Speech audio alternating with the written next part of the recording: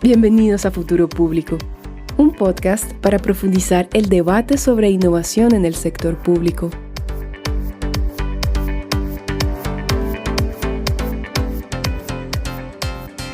Hola, bienvenidos a Futuro Público. Yo soy Alberto Burst. Y yo soy José Díaz, ¿qué tal? Y bienvenidos a un nuevo episodio del podcast. ¿De qué tema vamos a hablar hoy día, José? Cuéntanos. Bueno, hoy vamos a hablar sobre impulsar el uso de datos para mejorar la capacidad de respuesta desde los gobiernos locales, y nos va a estar acompañando Nicolás Díaz, de Chile. No se olviden de que el podcast lo pueden encontrar en Spotify, YouTube y en todas las plataformas digitales.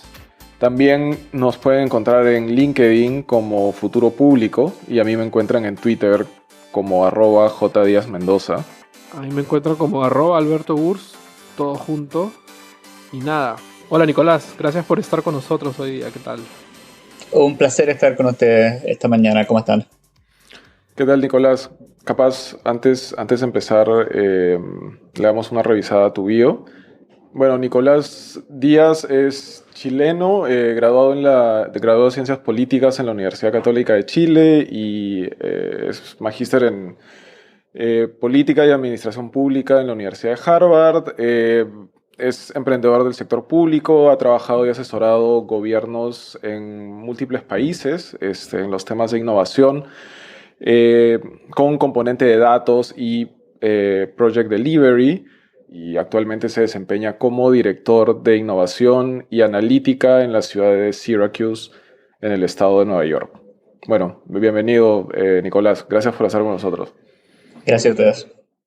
Bueno, entonces, como para empezar, a veces uno piensa, y acá hablo desde mi experiencia más en Perú, uno ve que el gobierno local generalmente lo ve como muy simple, ¿no? Es como, pero esto no es un país, o sea, es una ciudad, es un pueblo. ¿Cómo puede ser más difícil? Entonces, me da la impresión de que esa falta de conceptualización, de no entender de que en realidad es un mini país, hace muchas veces a los servidores públicos o nosotros que podemos llegar con, qué sé yo, maestría X, Y, a decir como, yo sé como más, ¿no? Entonces, como definitivamente va a funcionar. Exacto, o sea, uno no puede ser el experto en prevención de incendios, sanidad, salud mental, como respuestas de emergencia, control del cableado eléctrico, mantención del alcantarillado. Entonces, claro, uno tiene que entender esa complejidad y entender que hay mucho conocimiento tácito en los distintos departamentos. Y también entender que uno no puede esperar el mismo nivel de desarrollo de experticias de un departamento a otro, como estoy hablando como de la capacidad analítica de un departamento a otro varía mucho dependiendo del nivel de maduridad de los sistemas de tecnología de la información, y parte un poco sobre cuál es el objetivo de ese departamento. Entonces, es complejo y como tú dices, como no entender esa complejidad te puede llevar a algunos tropiezos cuando uno empieza este trabajo. Ahora que ya estamos hablando un poquito más del tema de datos, y también el uso de tecnología, ¿no? ¿Cuál es el... ¿Cuáles crees tú que han sido, digamos, los principales retos, ¿no? Digamos, poner esta agenda, estos dos temas en la agenda a nivel de las diferentes unidades, de la gente misma? Sí, esta es una pregunta que yo creo que podríamos desmenuzarla y hablar de esto por 3 horas. Pero voy a tratar de sintetizarlo. Yo creo que cuando uno habla con funcionarios públicos, con directores de departamento, yo creo que se entiende, por lo menos en mi experiencia trabajando en los lugares que he trabajado, que se entiende que los sistemas de legado que se usan son ineficientes. Y los departamentos saben de que podrían estar usando mucho mejores sistemas. Por ejemplo, de softwares anticuados que no cumplen los requerimientos que se tienen, a sistemas basados en papel, donde todas las formas siguen estando en un documento que se guarda en una carpeta en algún estante, a la incapacidad de usar datos. Ujú. La dificultad, diría yo, para ese contexto es que no hay en los gobiernos locales, o por lo menos en la mayoría de ellos, aún no hay un departamento funcional que esté a cargo de implementar esa visión, ya sea de digitalización o de datos o de los dos. Pero en mi opinión, estos son esfuerzos de largo plazo que requieren un equipo detrás y que requieren una multitud de distintas experticias. Déjame entrar un poco más en detalle. Sí. Uno necesita la capacidad de hacer análisis de los datos. Entonces, uno necesita pensar en, ok, necesito un analista o necesito un data scientist que te logre tomar los datos y que te logre encontrar patrones que permitan mejorar la operatividad de cierto departamento. Pero también, si partes solamente de esa necesidad, te vas a encontrar de que con qué datos parto analizando. Porque los datos que uno tiene a nivel local están en silos que son difíciles de acceder. Entonces ahí te sale la necesidad, quizás necesito un ingeniero de datos que sepa centralizar todos esos datos para que luego el analista pueda hacer su pega. Eso es chileno para su trabajo. Su chamba, decimos. Su chamba. Ahora, el analista de datos no te sirve de nada si es que no hay una gestión de cambio atrás. Entonces necesitas también un gestor de proyecto. Y a eso súmale de que tienes que pensar sobre las políticas del uso de los datos a nivel como más de control, en el sentido de cómo vamos a evitar de que la privacidad de las personas no sea violada, o cómo vamos a establecer controles de calidad. Entonces, si lo miras así, no solamente como, queremos usar datos y vamos a contratar a una persona experta, sino que es súper multifacético y es un esfuerzo de largo plazo en el centralizar el uso de los datos y promover la cultura del uso de los datos, que eso es realmente lo que queremos hacer, ¿no?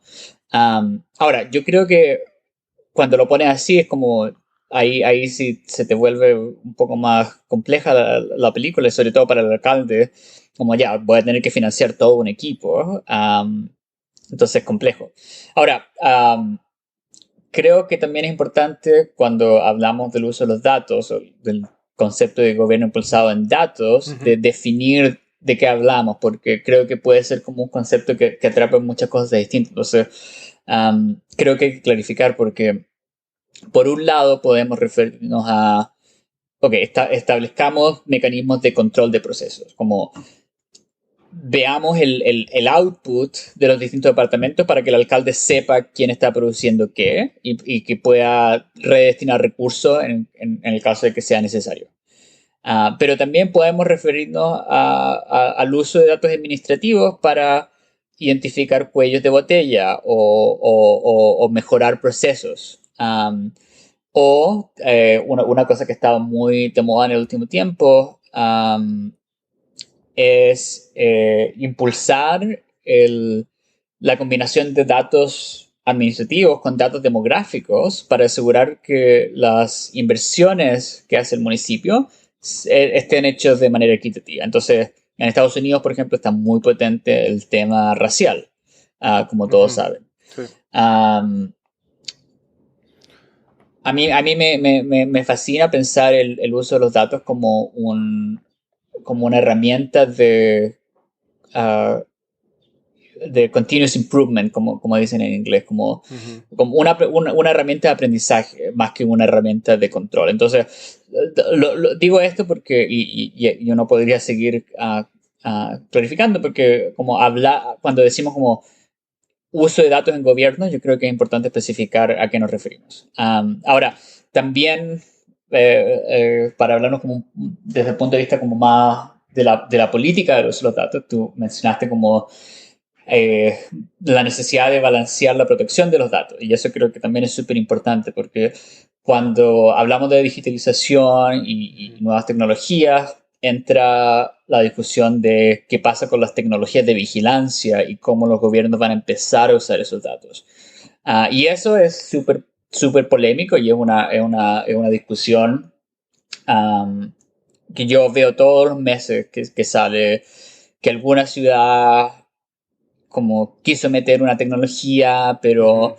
eso generó como una polémica, entonces tuvieron que revertir la decisión, como en Nueva York, en la ciudad de Nueva York, um, hubo una polémica hace poco porque el mecanismo que tenían como para informar sobre estas tecnologías no era totalmente transparente, y eso se ha dado en muchas partes. Entonces, en Perdón, Siria, ¿era lo de los mapas de calor? Creo que querían implementar para detectar COVID en la gente y todo eso.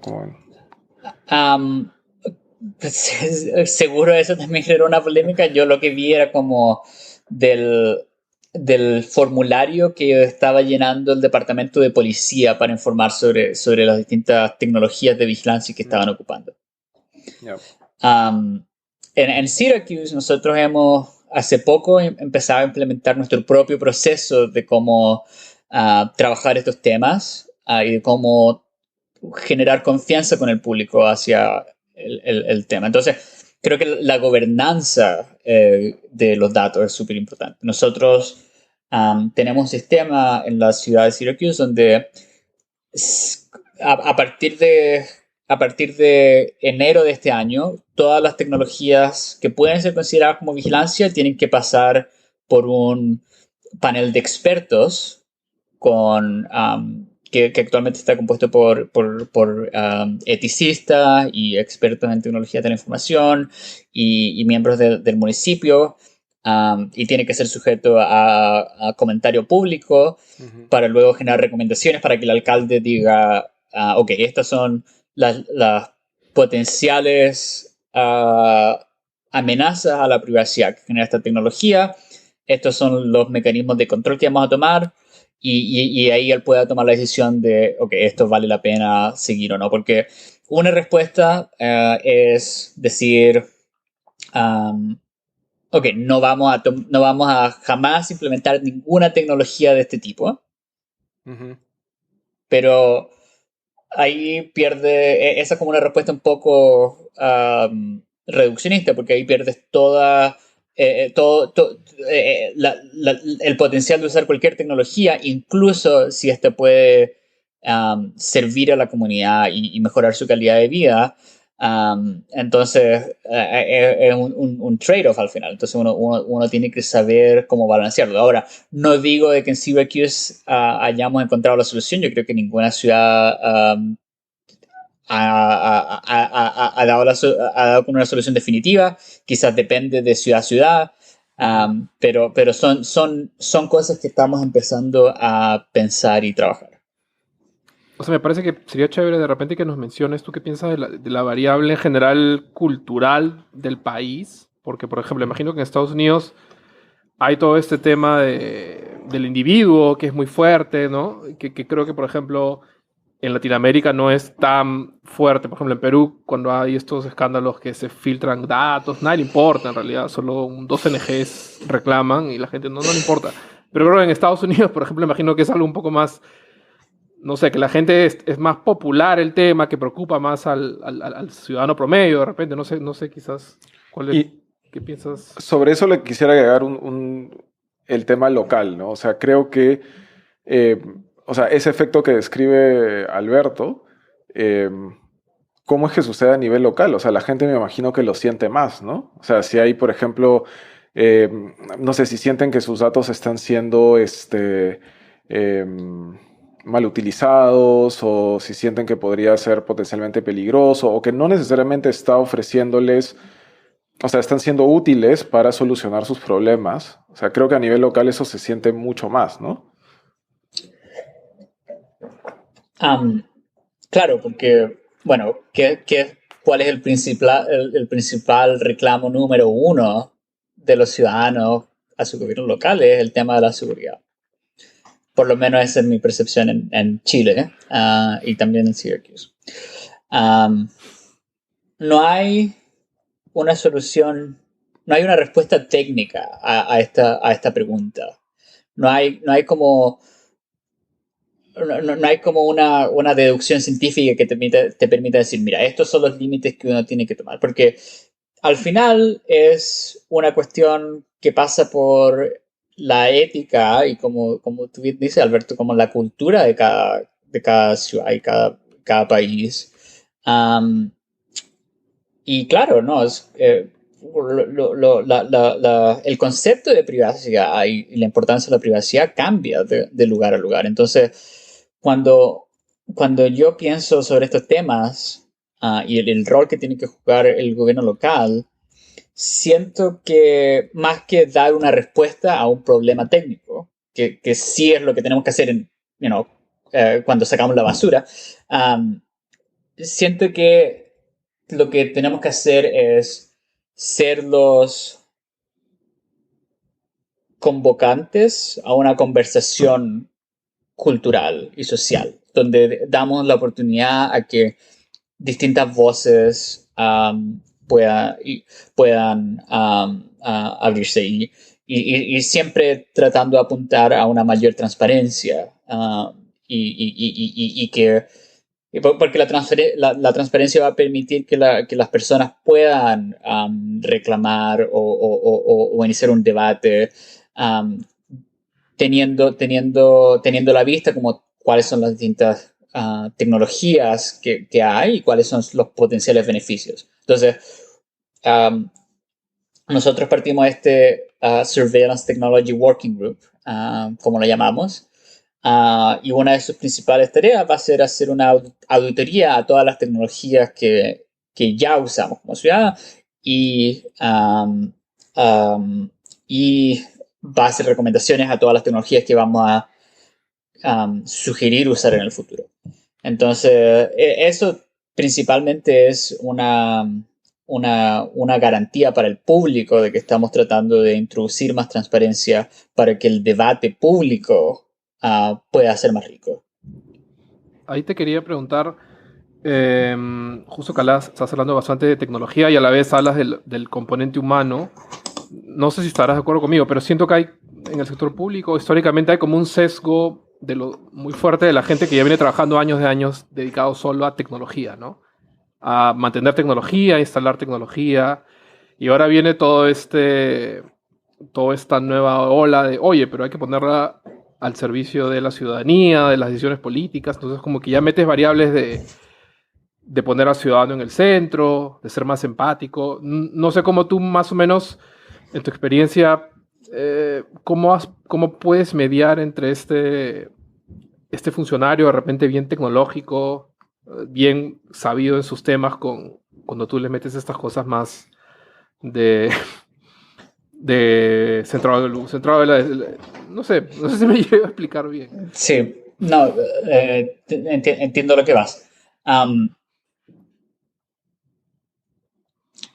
Tradicionalmente, la forma como los gobiernos tratan el tema de la tecnología es que se instalan departamentos de IT, como se llaman en Estados Unidos, o TI en español. El área de sistemas. El área de sistemas, que pasa a ser un departamento funcional que presta apoyo al resto del municipio o de la agencia. Este approach que funcionó en los 80 está un poco outdated en el 2021. Porque ya no se trata solamente de mantener los sistemas y los computadores y eso, sino que, como tú dices, hay mucha más necesidad por el ritmo de cambio de las tecnologías a adoptar principios de como diseño de software enfocado a las personas, como tú mencionas, metodologías ágiles, etc. Entonces, lo que hemos visto históricamente es que los gobiernos no saben cómo hacer inversiones en tecnología y ves que se gastan millones y millones de dólares en sistemas que no hacen lo que deberían hacer, porque no fueron testeados, por una multitud de razones. Entonces, IT o sistema o como se llame, tiene una razón de ser, que es súper importante, que alguien tiene que mantener el servidor del email, alguien tiene que mantener los computadores y los sistemas, pero yo creo que más y más se da la necesidad de tener esa visión estratégica, holística de el desarrollo del software del sector público. No sé si esta es la respuesta, pero una de las respuestas es separar el departamento de IT del departamento de servicios digitales. Que eso es un modelo que a nivel nacional se ha impulsado en países como Inglaterra, con el Government Digital Service, en Estados Unidos con el USDS. Y en algunos gobiernos locales también. En San Francisco, por ejemplo, está muy fuerte el Departamento de Servicios Digitales. Y ahora en Syracuse queremos impulsar un modelo similar. Porque ser como forward-facing, como tener la visión de futuro de la tecnología, es un rol distinto al de mantener los sistemas corrientes. Es casi como contradictorio un poco. Entonces uno pienso yo que necesita esos dos roles en el sector público. Ahí te quería preguntar cómo se lo toma la IT people, esa visión de separación. Te genera mucha resistencia. Ajá. Sí, o sea, yo en lo personal siento que claro, estamos hablando en general de un tema de capacidades, ¿no? Como que necesitas gente con ciertas capacidades que pueda hacer un uso más estratégico de esta tecnología, ponerla más cercana al ciudadano. Pero yo creo que, por ejemplo, en mi opinión personal, todavía siento que internamente, yo creo que hablo más de mi experiencia en Perú, como que no, si vas a ser el líder digital, tienes que ser tecnólogo.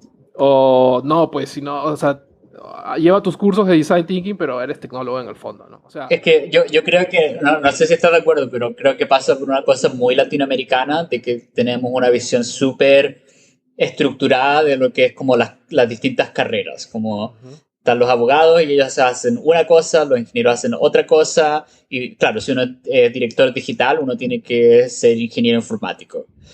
Siendo que yo creo que la complejidad de los desafíos actuales cada vez más demandan como esa visión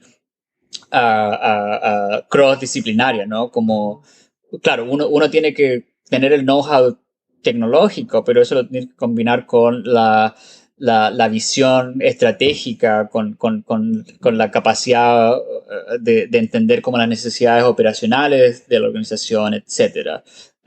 Entonces, creo que si nos quedamos como en esta visión como tan de bloque, como ya uno tiene esta perspectiva, entonces te caes acá, como que vamos a perder mucho potencial, pienso yo.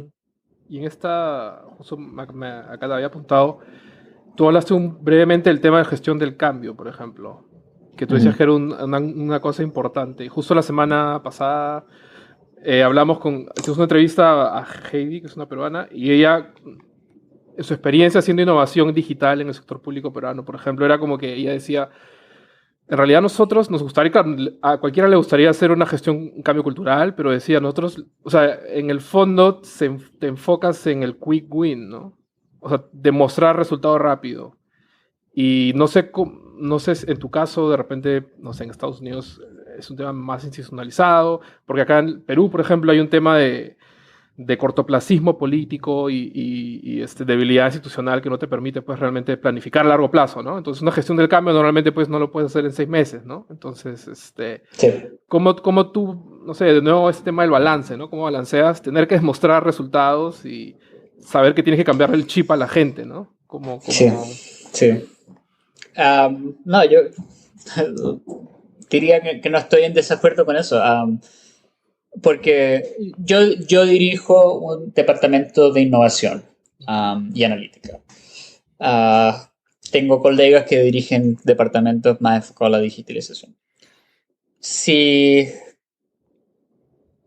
uno lo mira como desde el punto de vista como súper frío, si cambia el alcalde, no, nosotros no realizamos ninguna función esencial, se podría decir. Como ningún servicio municipal va a dejar de funcionar si es que nos cortan. Entonces, porque, no sé, si corta el departamento de IT, no te va a funcionar el email. Si corta el departamento de jardines, nadie te va a cortar el pasto en los parques. Por lo tanto, claro, hay como siempre como esa visión más existencial en este tipo de equipos, tenemos que demostrar nuestro valor porque puede que existan condiciones políticas que nos impidan seguir con nuestra estrategia de cambio. Entonces, claro, yo creo que uno tiene que ser consciente de la realidad política y a partir de eso entender en qué nivel de aceptación organizacional estamos. Creo que este tipo de equipos parten casi como una startup.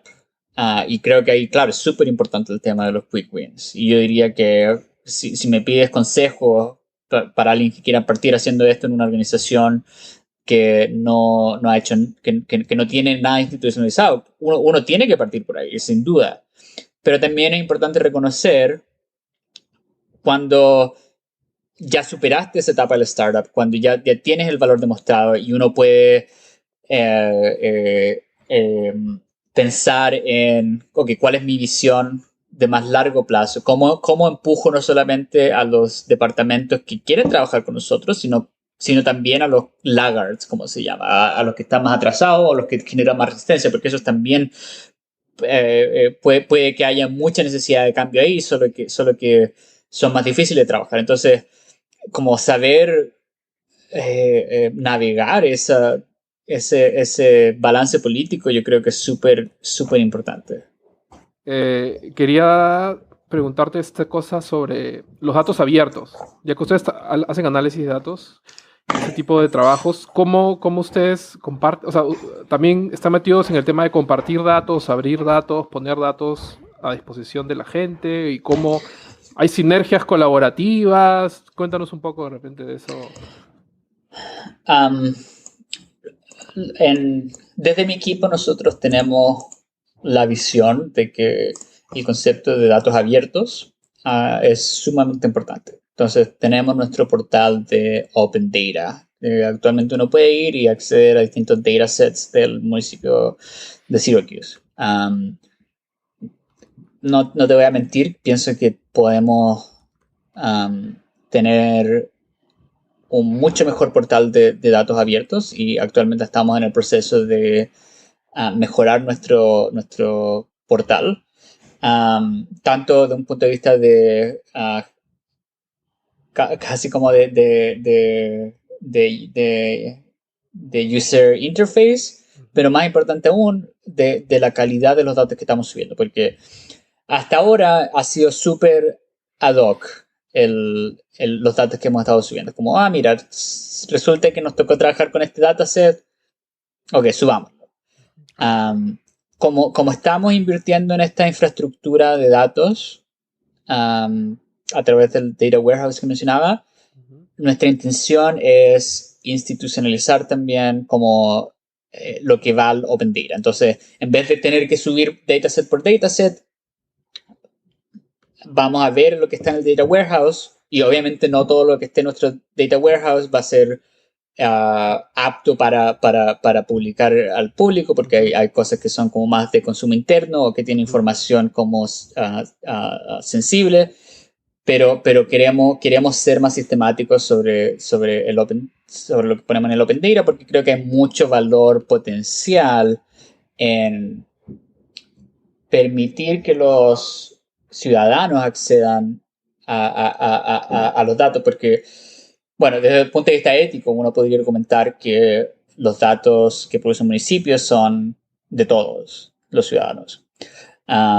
Desde un punto de vista más práctico, hay muchos argumentos de que poner datos a la disposición de los ciudadanos va a permitir que se generen soluciones o aplicaciones que vengan de los mismos ciudadanos y que no todas las soluciones vengan como desarrolladas por el municipio. Y el ejemplo más claro es los datos del sistema de transporte público, que hace 10 años se decidió o se empezó este esfuerzo de, ok, vamos a todos los datos de cuándo pasan los buses y con qué frecuencia y si tienen un GPS que te diga las coordenadas, que todo eso que sean datos abiertos. Y eso te permitió que luego aplicaciones como Google Maps puedan acceder a esos datos abiertos a través de un API. Y ahora en tu celular, si uno busca cómo llegar a algún lugar, uno puede ver como, mira, tengo que tomar el tren y va a pasar en 5 minutos más, porque se logró conectar a esos datos abiertos. Entonces, ese es el tipo de potencial que uno podría acceder si uno se compromete a los datos abiertos. Ahora, también hay mucho debate actualmente de qué tan efectivo estamos haciendo con nuestros esfuerzos de datos abiertos, porque estamos publicando muchos datasets, pero no sabemos realmente si es que a alguien le importa lo que estamos publicando. Entonces, he leído un poco y conversado con colegas sobre lo que se llama la tercera ola de datos abiertos, que está mucho más enfocada a publicar con sentido o publicar con intención, como no solamente poner datos los que tenemos porque sí, sino como pensar, ok, qué desafíos sociales podemos abarcar a través de datos, pero que quizás no es solo el municipio el que trabaja ese desafío, sino también como las organizaciones no gubernamentales o ciudadanos más inclinados a como los hacktivists, que se llaman los activistas hacker. Y bueno, creo que esa discusión está muy interesante y yo la he seguido con algo de cercanía. Bueno, ahora yo creo que ya como para ir cerrando un poco, hablemos un poquito de la pandemia, ¿no? ¿Qué se ha aprendido, qué han aprendido los gobiernos locales, digamos, en este caso Syracuse? No sé si estás informado de qué sucede en la Municipalidad de Santiago de Chile, respecto al uso de datos para respuestas rápidas, ¿no? En este caso, por ejemplo, respuesta COVID, ¿no? Quizás yo peco un poco de ser optimista muchas veces, pero a mí me parece que hay una oportunidad bastante refundacional a partir de todo esto, porque creo que una de las cosas que la pandemia demostró o normalizó es que tenemos que actuar rápidamente y tenemos que usar datos para entender qué está pasando y así adaptarse de mejor manera. Todos los funcionarios municipales tuvieron que irse a trabajar de forma remota. No todo, también hubo funcionarios esenciales que no cambió tanto para ellos, pero para una gran parte se tuvo que aprender cómo hacer trabajo remoto. Entonces, quizás eso demostró, mira, podemos hacer cosas distintas y podemos cambiar cómo hacemos nuestro día a día. Y esta necesidad de usar datos es imperativa. Entonces, pienso que estamos en un momento donde se puede dar ese cambio de mentalidad. Ahora, también pienso que hubo muchas oportunidades perdidas a partir de la pandemia. En particular, pienso que compartir datos de forma intergubernamental podría habernos llevado a hacer mucho más de lo que se hizo en respuesta a la pandemia. Por ejemplo, que el condado, el estado y la ciudad tuvieran algunos datos del sistema de salud como para entender bien qué estaba pasando porque cada uno tiene como una visión específica. Creo que ahí ¿Del sistema de salud se podría nacional o distrital? Estatal. Estatal y distrital. Yep.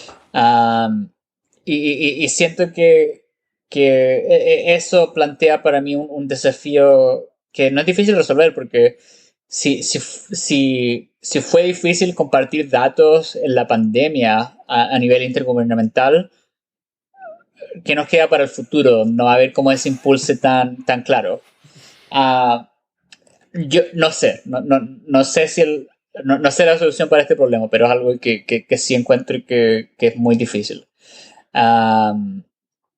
Pero yo creo que a nivel de alcaldes, a nivel de líderes municipales, la pandemia demostró esa necesidad de ser innovadores, de recolectar datos fiables, de actuar de forma los datos. Un ejemplo súper concreto, pero el alcalde de mi ciudad, él parte todas las reuniones de directores mirando los dashboards de COVID para entender, mira, esta es la situación esta es la situación de la ciudad y, bueno, ¿cómo vamos a responder hoy? También tuvimos que desarrollar dashboards para entender cómo estábamos haciendo el code enforcement de los negocios y cómo estábamos respondiendo como ciudad. Entonces, pienso que está la mentalidad. Ahora faltan los profesionales para como seize the opportunity, como dicen en inglés, como aprovechar este momento histórico y plantear, y más importante, implementar una visión de largo plazo. Mi consejo en ese sentido sería que la habilidad más importante de desarrollar es saber identificar problemas operacionales, entender qué es lo que hace un gobierno, qué es lo que hace un departamento y cuáles son los desafíos, y luego construir un plan de trabajo, una metodología que te permita llegar a una solución. En contraste a como saltar a una solución porque suena interesante o avanzada. A mí lo que me genera una suspicacia tremenda es cuando leo artículos como wow, esta ciudad está usando blockchain para no sé qué. Uh-huh. Porque, blockchain, súper fascinante desde un punto de vista tecnológico, pero ¿estamos usando blockchain porque es la mejor respuesta a un problema operacional o estamos usando blockchain porque está de moda? Hay un problema con el blockchain y la necesidad de decir que yo uso blockchain en el estado. Que ya es una corriente ya que se nota hace tiempo. Claro. O sea, hay que usarla porque hay que usarla. Claro, y pasa a ser como una lógica circular. Sí, genial. Más bien, te pasaste, Nicolás, gracias por compartir tus experiencias y por haberte dado un salto acá al podcast. No, fascinante la discusión. Creo que podríamos haberla continuado por horas, pero un placer conversar con ustedes. Gracias, Nicolás, y gracias a todos ustedes por escuchar el episodio hasta este punto. No se olviden de que el podcast lo pueden encontrar en Spotify, YouTube y en todas las plataformas digitales. Y nuevamente nos ubican también en LinkedIn como Futuro Público y a mí en Twitter como @jdiazmendoza. Ahí me encuentran como @AlbertoBurs, todo junto. Y bueno, como siempre, estamos felices de poder recibir su feedback o opiniones o recomendaciones en general sobre temas, o si quieren conversar sobre el capítulo. Así que no duden en contactarnos desde nuestras redes. Gracias a todos nuevamente por escuchar el podcast y nada, cuídense y un abrazo fuerte para todos. Chao. Gracias, chao.